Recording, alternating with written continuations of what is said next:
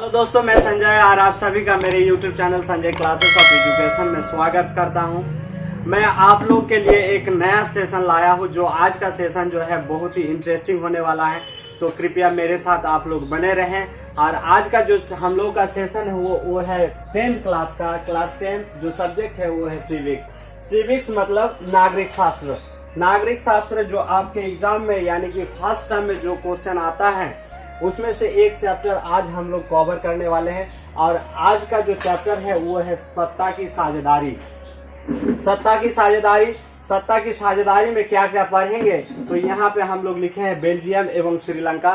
सबसे पहले आप लोगों को बताएंगे कि बेल्जियम और श्रीलंका जो है वो कौन कौन सा देश है और उसका नीति क्या था, उसका जात बनावट कौन सा है। फिर उसके बाद हम लोग पढ़ेंगे श्रीलंका में बहुसंख्यकवाद, श्रीलंका में बहुसंख्यकवाद कैसे उभरा। फिर उसके बाद जानेंगे बेल्जियम समझदारी, बेल्जियम की समझदारी कैसे मतलब श्रीलंका से हट के कैसे सोचा। फिर उसके बाद जो आता है सत्ता की साझेदारी क्यों जरूरी है, सत्ता की साझेदारी क्यों जरूरी है। फिर लास्ट का जो हम लोग का टॉपिक है वो सत्ता की साझेदारी के रूप, सत्ता के साझेदारी के रूप। ये हम आप लोगों को 3 वीडियो में पूरा पढ़ा देंगे। आप लोग मेरे YouTube चैनल पे बने रहिए और देखते रहिए मेरा YouTube channel Sanjay classes of education. Please subscribe भी कर दीजिएगा। आइए आज देखते हैं सत्ता की साझेदारी। सत्ता की साझेदारी, सत्ता मतलब क्या होता है? सत्ता मतलब होता है राजनीतिक शक्ति। सत्ता मतलब राजनीतिक शक्ति। और साझेदारी मतलब क्या होता है? तो साझेदारी मतलब होता है मतलब हिस्सेदार बनाना, यानी कि राजनीतिक शक्ति में सभी वर्गों को हिस्सेदारी बनाना, यही है सत्ता की साझेदारी। जैसे आप लोगों को बताएंगे बेल्जियम और श्रीलंका ने किस प्रकार सत्ता की साझेदारी किया और वहाँ पे किस अवस्था हुआ, इस सब के बारे में आप लोगों को हम आज बताएंगे। तो आप लोग जो है बिल्कुल भी वीडियो को स्किप मत कीजिए। सबसे पहला जो टॉपिक हम लोग का आज का है बेल्जियम एवं श्रीलंका। बेल्जियम एवं श्रीलंका। बेल्जियम जो है एक यूरोप का देश है। जैसे यहाँ पे एक मैप आएगा, आप लोग देख सकते हैं, जो लाल और जो पीला कलर का है उसमें 3 रंग डाला हुआ है। और 3 रंग में से जो ऊपर वाला एक हिस्सा है और नीचे वाला और बीच में जो एक छोटा सा हिस्सा है वो 3 भागों में है। तो आज हम आप लोगों को बताएंगे कि वहाँ पे मतलब कैसे हुआ, श्रीलंका ने समझदारी कैसे, बेल्जियम ने समझदारी कैसे की और श्रीलंका ने समझदारी कैसे दिखाई, वहाँ पे कैसा हाल रहा, यहाँ पे कैसा हाल रहा। सत्ता की साझेदारी ना करने से क्या देश को भुगतना पड़ता है और सत्ता की साझेदारी करने से देश में क्या होता है। तो आइए हम लोग आज जानते हैं। आज आप लोगों के लिए कुछ लिखे हैं, सबसे पहले देख लेते हैं क्या है। हम आपको बताएं सत्ता मतलब राजनीतिक शक्ति, साझेदारी मतलब भागीदारी बनाना, यानी देश के अंदर जो लोग रहते हैं उसमें सत्ता की साझेदारी बनाना चाहिए, भागीदारी बनाना चाहिए, इसी को कहते हैं सत्ता की साझेदारी। सबसे पहला जो आज का टॉपिक है हम लोग का वो है बेल्जियम। बेल्जियम क्या है? तो हम लिखे हैं बेल्जियम यूरोप का एक छोटा सा देश है जो क्षेत्रफल में हमारे हरियाणा राज्य से भी छोटा। जैसे आप लोगों को पता है हमारे देश जो है भारत में कुल 28 राज्य है और 28 राज्य में से एक है हरियाणा। और हरियाणा जो है हरियाणा जिसका क्षेत्रफल है उससे भी छोटा क्षेत्रफल है किसका? बेल्जियम का। बेल्जियम का उसका भी मतलब छोटा देश है, उससे भी छोटा देश है। और बेल्जियम में जो है इसकी राजधानी जो है ब्रुसेल्स है। ब्रुसेल्स इसकी राजधानी है। जैसे आप लोगों को पता है भारत की राजधानी कहाँ है? तो भारत का राजधानी नई दिल्ली, और नई दिल्ली भारत की राजधानी है। उसी तरह बेल्जियम क्या है? बेल्जियम की राजधानी क्या है? तो बेल्जियम की राजधानी ब्रुसेल्स है। अब आइए इसका जातीय बनावट देखते हैं। जातीय बनावट मतलब क्या होता है? तो जातीय बनावट मतलब होता है कि वहाँ पे कौन कौन सा लोग रहते हैं, कहाँ पे रहते हैं, कौन कौन सा भाषा बोलते हैं। जैसे हम लोग भारत में जो है बहुत सारे हम लोग का यहाँ पे भी बहुत भाषा है।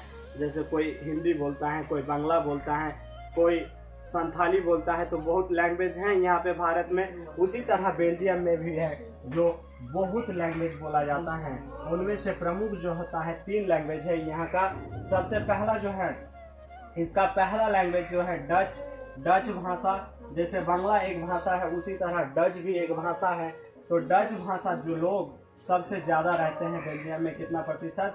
59% लोग फ्लेमिश में रहते हैं जो डच भाषा बोलते हैं। फ्लेमिश में कितना प्रतिशत लोग रहते हैं? तो 59% लोग रहते हैं जो क्या बोलता है? जो डच भाषा बोलता है। देश के कुल आबादी का 59% लोग, मतलब वो एक बहुत बड़ा हिस्सा जो है डच भाषा बोलता है। फिर उसके बाद आता है 40% लोग बेलोनिया में रहते हैं और जो फ्रेंच भाषा बोलते हैं। फ्रेंच भी एक भाषा है, जैसे हम लोग का भाषा है बांग्ला, हिंदी, अंग्रेजी, एक कॉमन भाषा हो गया, कॉमन लैंग्वेज हो गया। उसी तरह फ्रेंच भी एक भाषा है जो क्या कहाँ पे रहते हैं? बेलोनिया में रहते हैं, जो कितना प्रतिशत है? तो 40%। या दूसरा सबसे बड़ा है जो बेल्जियम में रहता है। और 1% जिसकी संख्या बहुत ही कम है, 1% लोग जो है वो जर्मन भाषा बोलते हैं। और ये दोनों इलाके में रहते हैं, मतलब दोनों, मतलब एक तो फ्लेमिश और दूसरा बेलोनिया। फ्लेमिश और बेलोनिया। लेकिन इसकी राजधानी में एक अलग ही है, लेकिन इसकी राजधानी जो है ब्रुसेल्स में 80% फ्रेंच बोलते हैं। लेकिन इसकी राजधानी जो है ब्रुसेल्स, उसमें कितना प्रतिशत? 80% फ्रेंच बोला जाता है। 80% फ्रेंच बोला जाता है। और बाकी जो है यानी 20% कौन सा भाषा बोलते हैं? तो 20% लोग डच भाषा बोलते हैं। यह है फ्लेमिश बेल्जियम का जातीय बनावट। और बेल्जियम का जातीय बनावट में सबसे ज़्यादा जो है वो डच भाषी है। डच भाषी मतलब 59%, इसमें फ्रेंच भाषी मतलब 40%। लेकिन भाषा डच भाषी का है, लेकिन जो है समृद्ध जो है सबसे ताकतवर जो देश लैंग्वेज वाला है, लैंग्वेज के जो लोग हैं वो फ्रेंच भाषी के लोग सबसे ज़्यादा समृद्ध और ताकतवर हैं। बेल्जियम में जो है फ्रेंच भाषी लोग सब क्षेत्र में आगे हैं। जैसे सब क्षेत्र मतलब पढ़ाई के क्षेत्र में आगे, सबसे आगे हैं। जो पढ़ता है उसी को मतलब ज़्यादा मान्यता दिया जाता है। इसीलिए जो है फ्रेंच भाषी लोग यहाँ पे बेल्जियम में सबसे ज़्यादा समृद्ध हैं। बावजूद इसके मतलब कम संख्या होने के बावजूद भी ये जो है मतलब समृद्ध हैं। आइए एक और देश के बारे में जानकारी प्राप्त करते हैं, जो है श्रीलंका। श्रीलंका यहाँ पे लिखे हैं। श्रीलंका जो है हमारे पड़ोसी राज्य यानी भारत का एक पड़ोसी राज्य है, जो दक्षिण में स्थित है, भारत के दक्षिण में स्थित है, जैसे कि आपको पता है। और यह जो है एक द्वीपीय देश है। द्वीपीय देश मतलब द्वीप किसको बोलेंगे? द्वीप इसको बोलते हैं अंग्रेजी में आइलैंड। आइलैंड क्या होता है? तो आइलैंड होता है जो एक जगह जो चारों ओर से पानी से घिरा हो, मतलब वह स्थल जो चारों ओर से पानी से घिरा होता है उसे द्वीप कहते हैं। जैसे आपको पता है, अगर आप मानचित्र देखते हैं तो श्रीलंका का अगर आप मानचित्र देखते हैं तो उसमें आपको दिखेगा श्रीलंका जो है एक द्वीपीय देश है। इसलिए श्रीलंका एक द्वीपीय देश है जो तमिलनाडु के दक्षिणी तट से कुछ किलोमीटर दूर है। इसका भी जातीय बनावट जो है बहुत ही जटिल है, जैसे बेल्जियम का था। बेल्जियम की तरह ही इसका भी जातीय बनावट बहुत ही जटिल है। इसमें से जो है सबसे आबादी वाला जो है सिंगली एक प्रकार का भाषा है। जैसे आप देखें, फ्रेंच एक प्रकार का भाषा है, डच एक प्रकार का भाषा है, जर्मन एक प्रकार का भाषा है। उसी तरह जो है फ्रेंच सिंगली भी एक प्रकार का भाषा है। और कुल आबादी का 74% लोग जो है सिंगली भाषा बोलते हैं। और इसमें 18% जो है तमिल बोलते हैं। 18% तमिल और 74% सिंगली। और 18% तमिल में से इसका भी दो रूप है। दो रूप मतलब जो तमिल है वो 2 वर्गों में बांटा गया। 13% जो तमिल है वो श्रीलंकाई तमिल है, यानी कि जो मूल तमिल वहाँ पे जो शुरू से रह रहे हैं वह तमिल है। और 5% जो है वो भारतीय तमिल है।